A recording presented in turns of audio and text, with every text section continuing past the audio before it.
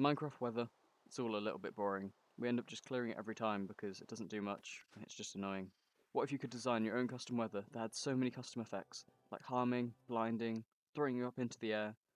This video shows you how to do just that. The process of creating custom weather is actually really simple. It takes just these two command blocks to add any custom effects you want. It's really simple to do. Or on repeat unconditional needs redstone, and this is the effect command, which affects any player and all players in the range, well, these coordinates. This is just where my snow biome is. So this is one corner of the snow biome, and then dx, dy, and dz form a box on where this effect takes place. So to get the dx, dy, and dz, if you're not sure, all you have to do is get the second coordinate. So one corner is minus 435, and the other corner would be minus 300. And then you do the first coordinate, take away the second coordinate, giving you the dx value, which is just how far along it wants to move it. And then blindness 4 for 4 seconds. It's important to do at least 4 seconds. And then 0 just for blindness 0 and true to hide the particles. Slowness 1 is exactly the same. Repeat unconditional needs redstone. Same thing, just slowness rather than blindness, so it gets slowness and blindness.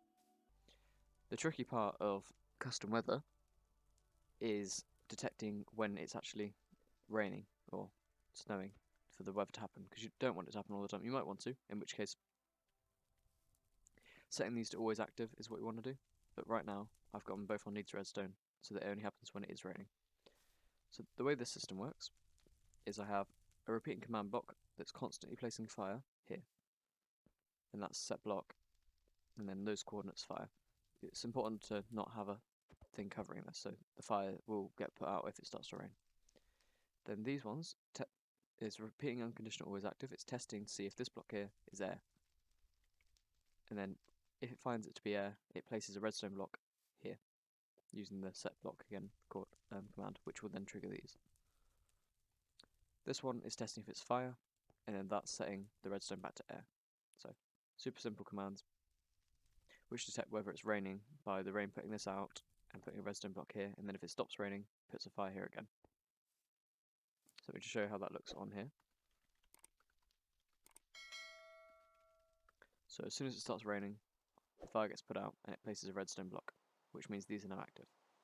It will then deactivate the redstone block occasionally, but this is why you set it to be 2 seconds on the effect, because this makes sure you still always have the effect.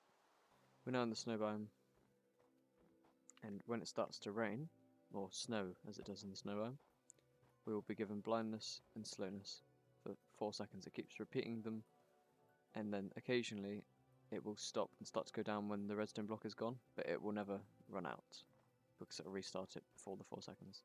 And you'll be given this constantly until the weather clears up, and then as you can see the snow will start to clear like that, and then just after a few more seconds your effects will start to run out and you can see it again until it starts to rain. So that is how to create custom weather in Minecraft. If you'd like to subscribe, Christ alive, press the subscribe button on the left. If you'd like to subscribe, press the subscribe button on the left. If you'd like to watch a video on how to make mimics in Minecraft, press the video on the right. Thanks for watching. Bye.